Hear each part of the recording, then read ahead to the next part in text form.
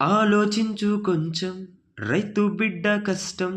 అందరి ఆకలి తీర్చేటందుకు ఓడుస్తాడు శ్వేతం వాడాలోని మలినం శుభ్రం చేసేవారు 4 రోజులు రాకపోతే కుళ్ళిపోదా ఊరు మాసిన జుట్టు పని పట్టేవారంటూ లేకుంటే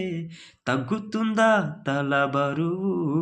నీళ్ళల్లోనే నిలిచి ఉతికేవారంటూ లేకుంటే నిలుచునా మన పరువు ఏ పని ఎవరు చేస్తేనేమి వృత్తే మనకు దైవం అని బ్రహ్మం గారు నాడే అన్నారోయ్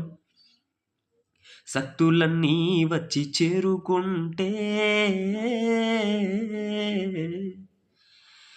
స్వర్గం వెలిసేనయ్యో భూమిపైనే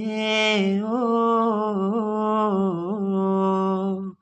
దేవుడా దేవుడా తిరుమల దేవుడా చూడరా చూడరా